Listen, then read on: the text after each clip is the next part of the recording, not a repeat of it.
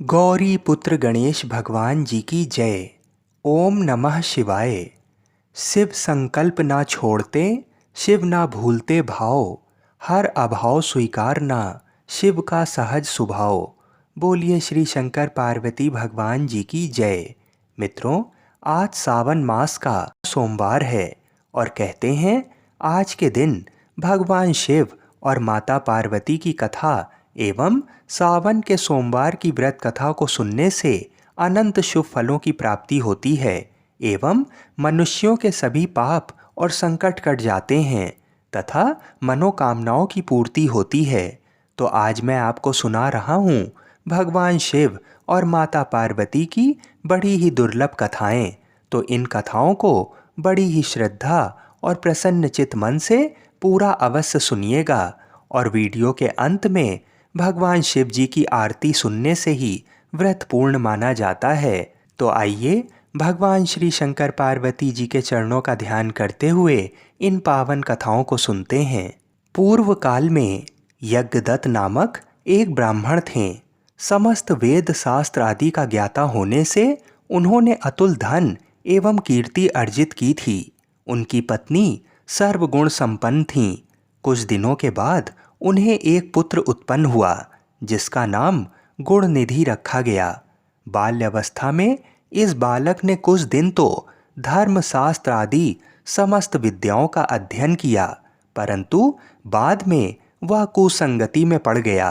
कुसंगति के प्रभाव से वह धर्म विरुद्ध कार्य करने लगा।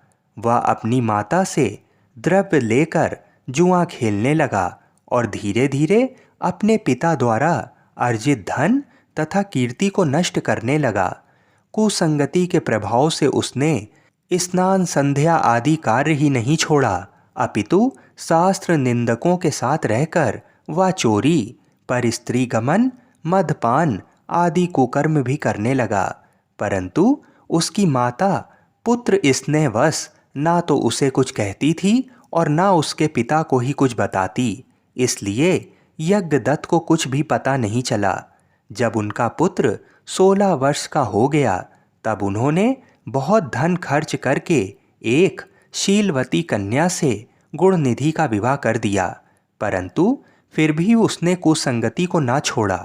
उसकी माता उसे बहुत समझाती थी कि तुम कुसंगति को त्याग दो, नहीं तो यदि तुम्हारे पिता को पता लग गया तो अनिष्ट हो जाएगा। तुम अच्छी संगत करो तथा अपनी पत्नी में मन लगाओ।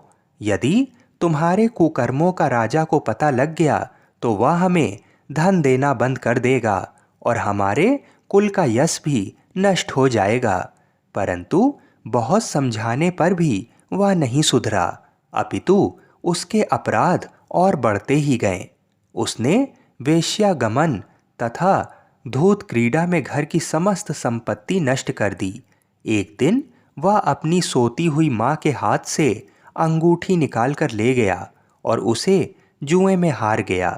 अकस्मात एक दिन गुणनिधि के पिता यज्ञदत्त ने उस अंगूठी को एक जुआरी के हाथ में देखा। तब उन्होंने उसे डांट कर पूछा, तुमने ये अंगूठी कहाँ से ली है? जुआरी डर गया और उसने गुणनिधि के संबंध में सब कुछ सत्य सत्य बता दिया। जुआरी से अपने पुत्र के विषय में सुनकर यज्ञदत्त को बड़ा आश्चर्य हुआ।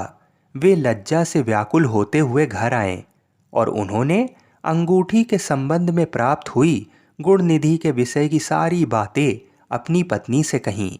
माता ने गुणनिधि को बचाने का प्रयास किया, किंतु यज्ञदत्त क्रोध से भर उठे और बोले कि मेरे साथ तुम भी अपने पुत्र से नाता तोड़ लो, तभी मैं भोजन करूँगा।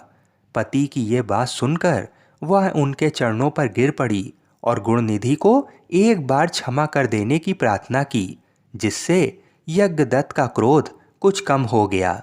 जब गुणनिधि को इस घटना का पता चला तब उसे बड़ी ही आत्मग्लानि हुई। वह अपनी माता के उपदेशों का स्मरण कर शोक करने लगा तथा अपने कुकर्मों के कारण अपने को धिक्कारने लगा और पिता के भय से घर छोड़कर भाग गया। परंतु जीविका का कोई भी साधन न होने से जंगल में जाकर रुदन करने लगा। इसी समय एक शिव भक्त विविध प्रकार की पूजन सामग्रियों से युक्त हो अपने साथ अनेक शिव भक्तों को लेकर जा रहा था। उस दिन सभी व्रतों में उत्तम तथा सभी वेदों एवं शास्त्रों द्वारा वर्णित सावन सोमवार व्रत का दिन था। उसी के निमित्त वे भक्तगण शिवालय में जा रहे थे। उनके साथ ले जाए गए विविध पकवानों की सुगंध से गुड़ निधि की भूख बढ़ गई। वह उनके पीछे पीछे इस उद्देश्य से शिवालय में गया कि जब ये लोग भोजन को शिव जी के निमित्त अर्पण करके सो जाएंगे तब मैं उसे ले लूँगा। उन भक्तों ने शिव जी का षोडोपचार पूजन किया तथा नैवेद्य अर्पित करके वे शिव जी की स्तुति करने लगे। कुछ देर बाद उन भक्तों को नींद आ गई। तब छिपकर बैठे हुए गुणनिधि ने भोजन उठा लिया, परंतु लौटते समय उसका पैर लगने से एक शिव भक्त जाग गया और वह चोर चोर कहकर चिल्लाने लगा। गुणनिधि जान बचाकर भागा, परंतु एक नगर रक्षक ने उसे अपने तीर से मार गिराया। तदुपरांत उसे लेने के लिए बड़े भयंकर यमदूत आए और उसे ले जाने लगे। तभी भगवान शिव ने अपने गणों से कहा कि इसने मेरा परम प्रिय सोमवार का व्रत तथा रात्रि जागरण किया है, अतः इसे यमगणों से छुड़ा लाओ। यमगणों के विरोध करने पर शिवगणों ने उन्हें शिव जी का संदेश सुनाया और उसे छुड़ाकर शिव जी के पास ले गए। शिव जी के अनुग्रह से वह महान शिव भक्त कलिंग देश का राजा हुआ। वहीं अगले जन्म में भगवान शंकर तथा माता पार्वती के कृपा प्रसाद से यक्षों का अधिपति कुबेर हुआ। बोलिए श्री शंकर पार्वती भगवान की जय। आइए अब सावन के सोमवार में सुनी जाने वाली बड़ी ही सुंदर कथा को सुनते हैं। इस कथा को सुनने से समस्त मनोकामनाएं पूर्ण होती हैं। इस कथा को पूरा अवश्य सुनिएगा और वीडियो के अंत में भगवान शिव जी की आरती का श्रवण अवश्य कीजिएगा। एक गांव में भगवान शिव का परम भक्त एवं ब्राह्मण रहता था। पंडित जी जब तक रोज सुबह ब्रह्म मुहूर्त में उठकर नित्य कर्मों से निवृत्त होने के पश्चात भगवान शंकर का पूजन नहीं कर लेते थे, तब तक उन्हें चैन नहीं पड़ता था। जो कुछ भी दान दक्षिणा में आ जाता उसी से पंडित जी अपना गुजारा करते थे और दयालु इतने थे कि जब भी कोई ज़रूरतमंद मिल जाता तो अपनी क्षमता के अनुसार उसकी सेवा जरूर करते थे।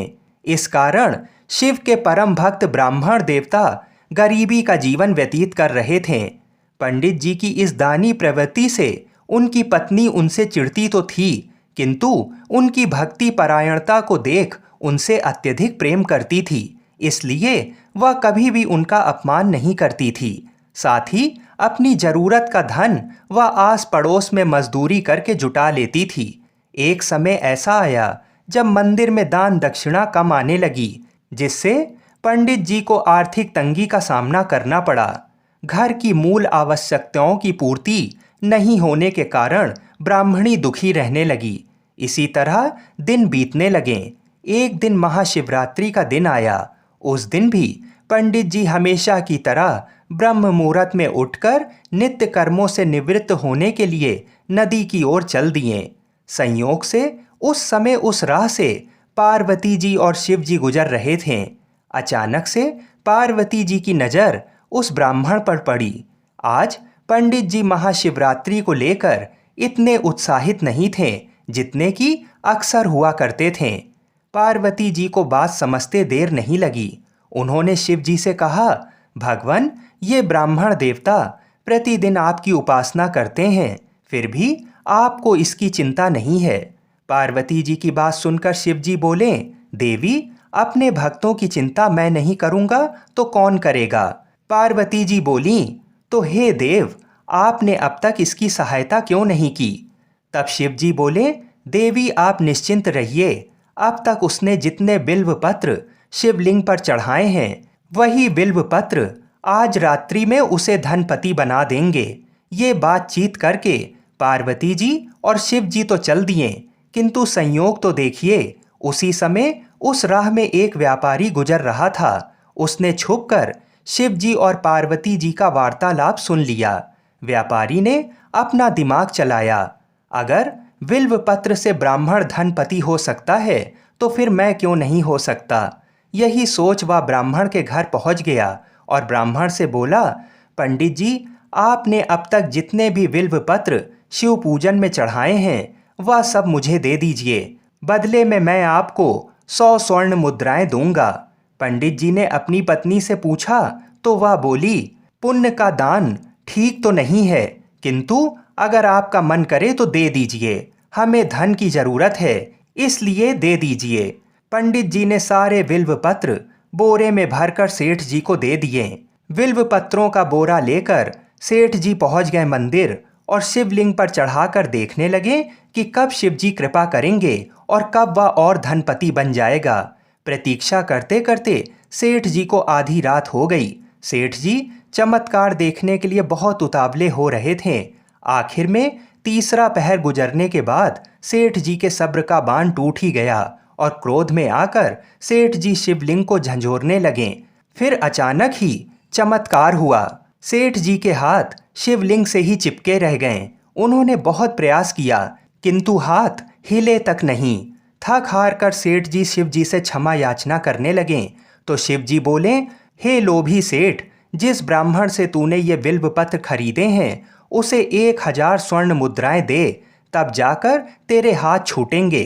प्रातःकाल जब पंडित जी पूजन के लिए आए तो उन्होंने देखा कि सेठ जी के हाथ शिवलिंग से चिपके हुए हैं और सेठ जी रो रहे हैं। उन्होंने पूछा तो सेठ बोला, पंडित जी, शीघ्रता से मेरे बेटे को 1000 स्वर्ण मुद्राएं लेकर मंदिर आने को कहिए।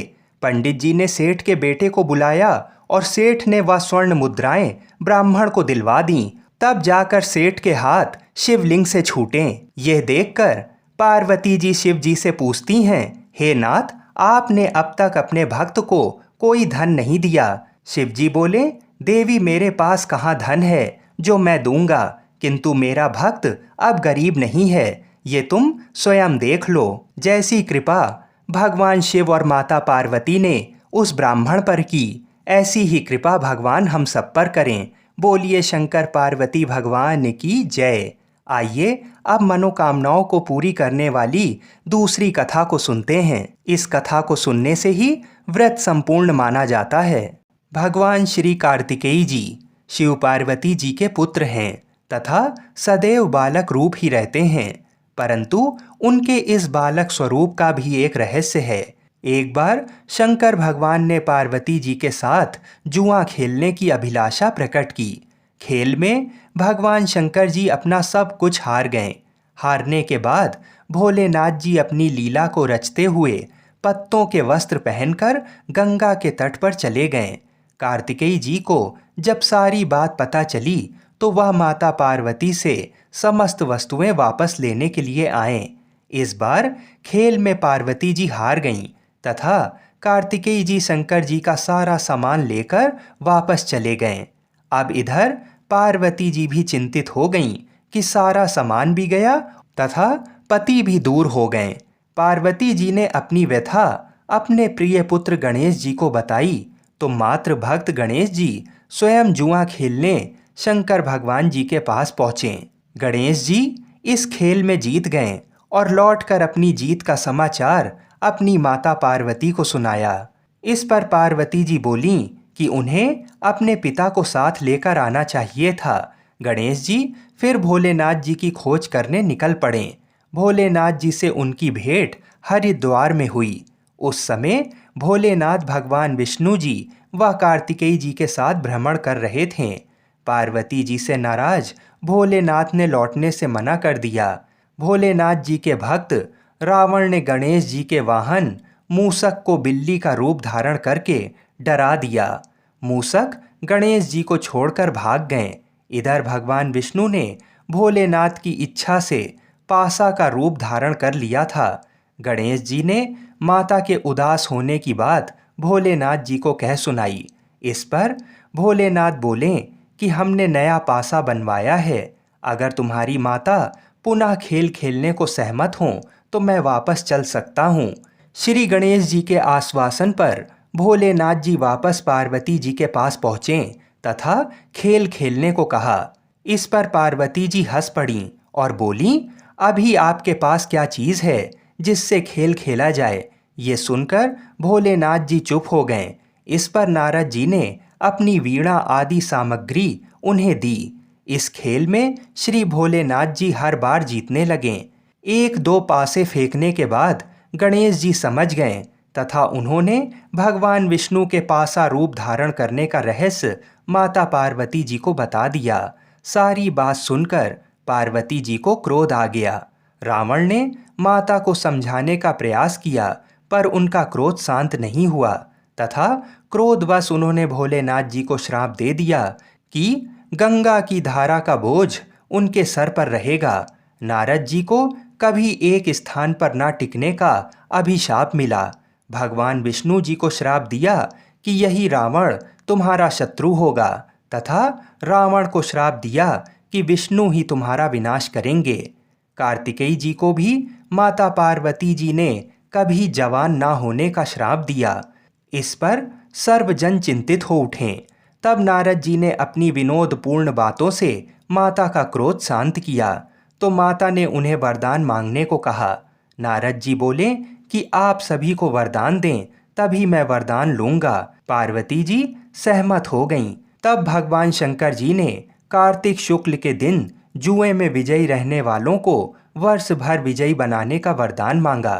भगवान विष्णु जी ने अपने प्रत्येक छोटे बड़े कार्य में सफलता का वर मांगा, परंतु कार्तिकेय जी ने सदा बालक रहने का ही वर मांगा तथा कहा, मुझे विषय वासना का संसर्ग ना हो तथा सदा भगवत स्मरण में लीन रहूं। अंत में नारद जी ने देवर्षि होने का वरदान मांगा। माता पार्वती जी ने रावण को समस्त वेदों की सुविस्तृत व्याख्या देते हुए सबके लिए तथास्तु कहा। कार्तिकेय जी के जन्म के पहले, जब तारकासुर के अत्याचार से सभी देवता पीड़ित थे, तभी भगवान शंकर जी ने पार्वती जी का पाणी ग्रहण किया था और तब 6 मुख वाले कार्तिकेय जी का जन्म हुआ था। उन्होंने ही तारकासुर का वध किया था। बोलिए शंकर पार्वती भगवान की जय। आइए अब मनोकामनाओं को पूरी करने वाली सावन के सोमवार की दूसरी व्रत कथा को सुनते हैं। किसी नगर में एक धनी व्यापारी रहता था। दूर दूर तक उसका व्यापार फैला हुआ था। नगर के सभी लोग उस व्यापारी का सम्मान करते थे।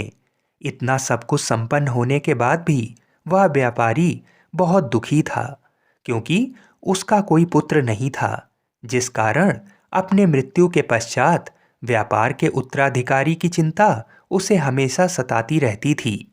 पुत्र प्राप्ति की इच्छा से व्यापारी प्रत्येक सोमवार भगवान शिव की व्रत पूजा किया करता था और शाम के समय शिव मंदिर में जाकर शिव जी के सामने घी का दीपक जलाया करता था। उसकी भक्ति देखकर माँ पार्वती अत्यधिक प्रसन्न हो गईं और भगवान शिव से उस व्यापारी की मनोकामना पूर्ण करने का निवेदन किया। भगवान शिव बोले, इस संसार में सबको उसके कर्म के अनुसार फल की प्राप्ति होती है। जो प्राणी जैसा कर्म करते हैं उन्हें वैसा ही फल प्राप्त होता है। शिव जी द्वारा समझाने के बावजूद माँ पार्वती नहीं मानी और उस व्यापारी की मनोकामना पूर्ति हेतु वे शिव जी से बार बार अनुरोध करती रहीं। अंततः माता के आग्रह को देखकर भगवान भोलेनाथ को उस व्यापारी को पुत्र प्राप्ति का वरदान देना पड़ा। वरदान देने के पश्चात भोलेनाथ माँ पार्वती से बोले, आपके आग्रह पर मैंने पुत्र प्राप्ति का वरदान तो दे दिया, परंतु इसका ये पुत्र 16 वर्ष से अधिक समय तक जीवित नहीं रहेगा। उसी रात भगवान शिव उस व्यापारी के स्वप्न में आए और उसे पुत्र प्राप्ति का वरदान दिया और उसके पुत्र के 16 वर्ष तक जीवित रहने की भी बात बताई। भगवान के वरदान से व्यापारी को खुशी तो हुई, लेकिन पुत्र की अल्पायु की चिंता ने उस खुशी को नष्ट कर दिया। व्यापारी पहले की तरह सोमवार के दिन भगवान शिव का विधिवत व्रत करता रहा। कुछ महीनों के बाद उसके घर एक अति सुंदर बालक ने जन्म लिया और घर में खुशियां ही खुशियां भर गईं। बहुत धूमधाम से पुत्र जन्म का समारोह मनाया गया, परंतु व्यापारी को पुत्र जन्म की अधिक खुशी नहीं हुई, क्योंकि उसे पुत्र की अल्पायु का रहस्य पता था। जब पुत्र 12 वर्ष का हुआ तो व्यापारी ने उसे उसके मामा के साथ पढ़ने के लिए वाराणसी भेज दिया। लड़का अपने मामा के साथ शिक्षा प्राप्ति हेतु चल दिया। रास्ते में जहाँ भी मामा भांजे विश्राम हेतु रुकते वहीं यज्ञ करते और ब्राह्मणों को भोजन कराते। लंबी यात्रा के बाद मामा भांजे एक नगर में पहुँचे। उस दिन नगर के राजा की कन्या का विवाह था, जिस कारण पूरे नगर को सजाया गया था। निश्चित समय पर बारात आ गई, लेकिन वर का पिता अपने बेटे के एक आंख से काने होने के कारण बहुत चिंतित था। उसे भय था कि इस बात का पता चलने पर कहीं राजा विवाह से इनकार ना कर दे, इससे उसकी बड़ी बदनामी भी होगी। जब वर के पिता ने व्यापारी के पुत्र को देखा तो उसके मस्तिष्क में एक विचार आया।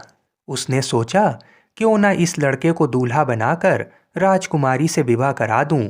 विवाह के बाद इसको धन देकर विदा कर दूंगा और राजकुमारी को अपने नगर ले जाऊंगा। वर के पिता ने लड़के के मामा से इस संबंध में बात की। मामा ने धन मिलने के लालच में वर के पिता की बात स्वीकार कर ली। लड़के को दूल्हे का वस्त्र पहनाकर राजकुमारी से विवाह कर दिया गया। राजा ने बहुत सारा धन देकर राजकुमारी को विदा किया। शादी के बाद लड़का जब राजकुमारी के साथ लौट रहा था तो वह सच नहीं छिपा सका और उसने राजकुमारी के ओढ़नी पर लिख दिया, राजकुमारी, तुम्हारा विवाह मेरे साथ हुआ था।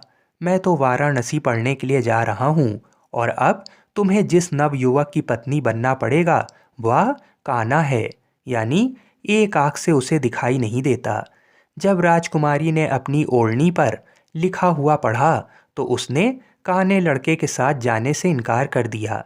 राजा को जब ये सब बातें पता लगीं तो उसने राजकुमारी को महल में ही रख लिया। उधर लड़का अपने मामा के साथ वाराणसी पहुंच गया और गुरुकुल में पढ़ना शुरू कर दिया। जब उसकी आयु 16 वर्ष की हुई तो उसने यज्ञ किया। यज्ञ की समाप्ति पर ब्राह्मणों को भोजन कराया और खूब अन्न वस्त्र दान दिए। रात को वह अपने शयन कक्ष में सो गया।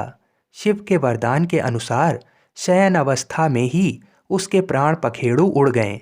सूर्योदय होने पर मामा मृत भांजे को देखकर रोने पीटने लगा। आसपास के लोग भी एकत्र होकर दुख प्रकट करने लगे।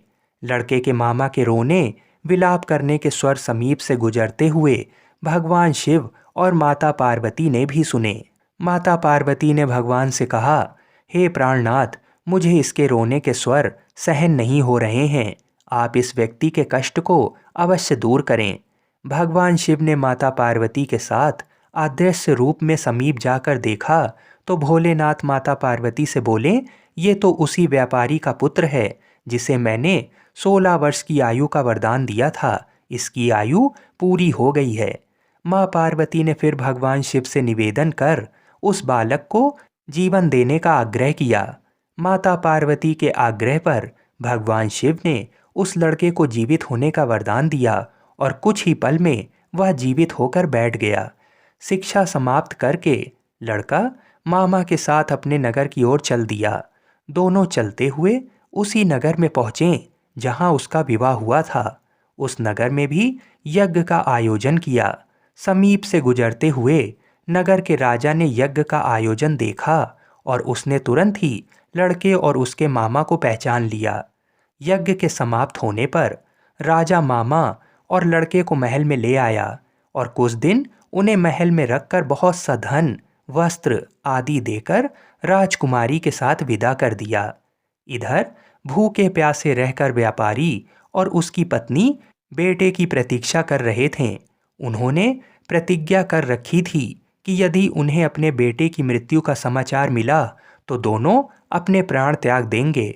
परंतु जैसे ही उसने बेटे के जीवित वापस लौटने का समाचार सुना तो वह बहुत प्रसन्न हुआ।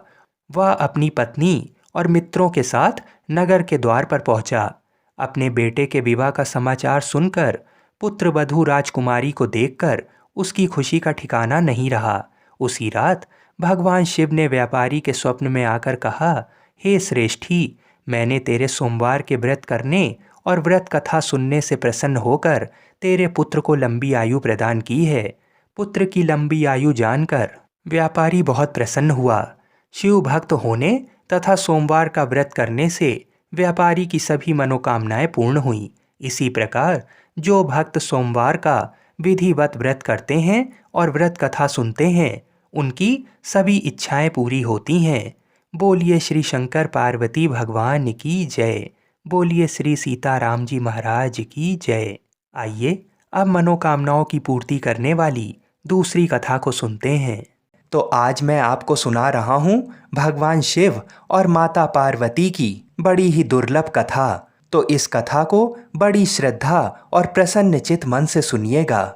एक बार की बात है, जब श्री राधा जी पृथ्वी लोक पर चलने लगीं, तो गोलोक के श्री राधा जी के लीला पक्षी श्री सुखदेव जी ने भी साथ चलने को कहा। तो वहीं राधा जी की आज्ञा से भगवान की अमर कथा रूपी भागवत कथा के प्रचार करने के लिए गोलोक के लीला पक्षी श्री सुखदेव जी एक सुग्गी के गर्भ के अंडे के रूप में प्रकट होकर अमरनाथ में प्रकट हुए थे। वह अंडा हवा के झकोरों के कारण फूट गया था तथा अमरनाथ में फूटा हुआ पड़ा था। इधर एक बार श्री नारद जी घूमते घूमते कैलाश पर्वत पर पहुँचे तो श्री पार्वती जी ने नारद को सत्कार करने के बाद पूछा कि नारद जी, आप कहाँ से आ रहे हैं? तो नारद जी ने कहा कि मैं हर जगह घूमते हुए आ रहा हूँ, परंतु अब घूमना कम कर दिया है क्योंकि लोगों पर विश्वास नहीं है। इसका कारण लोगों में प्रेम एक दूसरे के प्रति नहीं है, केवल दिखावे का प्रेम है, वस्तुतः नहीं है। तब पार्वती जी ने कहा, हे नारद जी, लेकिन हमारे पति भूत भावन शंकर जी में तो बहुत प्रेम है, यानी श्री शंकर जी हमसे बहुत प्रेम करते हैं। तब श्री नारद जी ने कहा कि हे पार्वती जी, जब आपके पति देव श्री शंकर जी आपसे प्रेम करते हैं तो ये जरूर बतलाए होंगे कि श्री शंकर जी जो अपने गले में माला पहनते हैं वह कैसी और किसकी माला है। तब पार्वती ने कहा, हे नारद जी, ये माला पहनने का रहस्य तो वे अभी तक नहीं बतलाए हैं। तब नारद जी ने कहा कि फिर आपके पति आपसे झूठा या दिखावे का प्रेम करते हैं, वस्तुतः प्रेम नहीं करते हैं। इतना कहकर श्री नारद जी वहां से चल दिए। इधर वहीं एक बार पार्वती जी ने भोलेनाथ से अनुरोध किया कि कृपा ये बताइए कि आपके गले में किसकी माला है तथा ये वर दें कि हे स्वामी, मुझे आपसे वियोग नहीं हो और हमेशा आत्मज्ञान बना रहे, इसका कोई उपाय बताएं। आगे श्री शंकर जी ने कहा कि इस आत्मज्ञान को मैं समय से बतलाऊंगा, परंतु श्री नारद जी द्वारा जो भेद वचन है उन भेद वचनों के समाधान को करते हुए श्री शंकर जी ने कहा कि हे पार्वती, ये हमारे गले में जो मुंडों की माला है वह मुंड माला तुम्हारे ही मुंडों की है, जिनको मैंने तुम्हारे बार बार मरने पर तुम्हारी यादगारी में माला के रूप में धारण किया है, क्योंकि मैं तुमसे अति प्रेम करता हूँ। तब पार्वती जी ने कहा कि मैं बार बार मर जाती हूँ और आपकी मृत्यु नहीं होती, इसका कारण क्या है? तब श्री शंकर जी ने कहा कि हे पार्वती, मैंने अमर कथा सुना है जिससे मैं अमर हूँ। ये घटना सुनकर श्री पार्वती जी ने अमर कथा सुनने के लिए श्री शंकर जी से प्रार्थना की। तब शंकर जी ने कहा, हे पार्वती, इस समय मैं तुम में अमर कथा सुनने का पूर्ण लक्षण नहीं देख रहा हूँ, फिर भी तुम्हारे आग्रह करने के कारण मैं अवश्य कथा सुनाऊंगा। यानी आज आपको अति गोपनीय कथा सुना रहा हूँ जिसको सुनकर तुम भी अमर हो सकती हो, इसलिए आप जरा बाहर देख कर आइए कि कहीं कोई और तो नहीं है। श्री पार्वती जी ने बाहर आकर चारों तरफ अच्छी तरह देखा तो वहाँ एक सुख सावक के विगलित अंडे के सिवा कुछ नहीं था। उन्होंने श्री शंकर जी से कहा कि बाहर कोई नहीं है। तब बीच बीच में पार्वती जी कथा सुनने के दौरान हुंकारे भरती थीं। 10वें स्कंद की समाप्ति पर वे निद्राग्रस्त हो गईं, यानी पार्वती माता को नींद आ गई। एवं 12वें स्कंद की समाप्ति पर पार्वती जी ने शंकर जी से कहा कि हे प्रभु, क्षमा करेंगे, मुझे 10वें स्कंद के बाद नींद आ गई थी, मैं आगे की कथा नहीं सुन सकी हूँ। अर्थात श्री कृष्ण उद्धव संवाद जो 11वें स्कंद में है उसको मैंने नहीं सुना तथा 12वें स्कंद की कथा भी नहीं सुनी। इधर ये जानने हेतु कि फिर कथा के बीच में हुंकारी कौन भर रहा था, अगर पार्वती माता सो रही थीं तो बार बार हुंकारी कौन भर रहा था, ये प्रश्न दोनों के मन में जागा। ये जानने के लिए शिवजी बाहर निकले। उन्होंने एक सुंदर सुख सावक को देखा, यानी एक तोते के बच्चे को देखा। श्री शंकर जी ने पार्वती जी से पूछा, आखिर ये सुख सावक कहाँ से आ गया? पार्वती जी ने विनीत वाणी में कहा कि ये तो विगलित अंडे के रूप में पड़ा था तथा श्री भागवत कथा रूपी अमृतपान से जीवित हो गया। इस प्रकार अमर कथा की गोपनीयता भंग होने से शंकर जी सुख सावक को पकड़ने के लिए झपटे। सुख सावक उड़ गया और उड़ते उड़ते भय से श्री बद्रिक आश्रम के निकट स्थित व्यास आश्रम पर श्री व्यास जी की पत्नी पिंगला के मुख में प्रवेश कर गया। फिर शंकर जी ने श्री व्यास जी द्वारा सांत्वना प्राप्त कर वापस अपने आश्रम पर लौट गए। इधर श्री सुखदेव जी 16 वर्षों तक पिंगला के गर्भ में रहे। अंतोतगत्वा श्री व्यास जी के अनुरोध करने पर सुखदेव जी ने अपना भय बताना प्रारंभ किया। उन्होंने गर्भ के भीतर से कहा कि उन्हें बाहर आने पर माया से ग्रसित होने का भय है। यदि भगवान श्री कृष्ण द्वारा माया से ग्रसित नहीं होने का आश्वासन मिले तब वे बाहर आएंगे। व्यास जी के अनुरोध से भगवान श्री कृष्ण जी ने सुखदेव जी को माया से ग्रसित नहीं होने का आश्वासन दिया। तब सुखदेव जी गर्भ से बाहर आए और जन्म लेते ही जंगल में तपस्या करने चल पड़े तथा पुनः सुखदेव जी जो अपने पिता व्यास जी के बुलाने पर भी नहीं आए, लेकिन व्यास जी के ब्रह्मचारी शिष्य द्वारा गाए जाते हुए श्री भागवत जी के मंत्रों से अपनी समाधि को तोड़ दिया। इस श्लोक को पूरा पूरा सुनकर श्री सुखदेव जी ने समाधि तोड़ दी तथा श्लोक को सुनकर उन श्री व्यास जी के शिष्यों के पीछे पीछे चल दिए। इस घटना का मुख्य कारण भागवत कथा ही है। आइए अब बड़े ही प्रेम से सावन सोमवार के व्रत में की जाने वाली भगवान शिव की आरती को सुनते हैं। ओम जय शिव ओमकारा, स्वामी जय शिव ओमकारा। ब्रह्मा विष्णु सदा शिव अर्धांगी धारा। ओम जय शिव ओमकारा। एकानन चतुरानन पंचानन राजे, स्वामी पंचानन राजे। हंसासन गरुणासन वृषवाहन साजे। ओम जय शिव ओमकारा। दो भुज चार चतुर्भुज 10 भुज अति सोहे, स्वामी 10 भुज अति सोहे। त्रिगुण रूप निरखते त्रिभुवन जन मोहे। ओम जय शिव ओमकारा। अक्षमाला वनमाला मुंडमाला धारी, स्वामी मुंडमाला धारी। चंदन मृग मद सोहे भाले शशिधारी। ओम जय शिव ओमकारा। श्वेतांबर पीतांबर बाघांबर अंगे, भोला बाघांबर अंगे। सनकादिक गरुणादिक भूतादिक संगे। ओम जय शिव ओमकारा। कर के मध्य कमंडल चक्र त्रिशूलधारी, भोला चक्र त्रिशूलधारी। सुखकारी दुखहारी जगपालनकारी।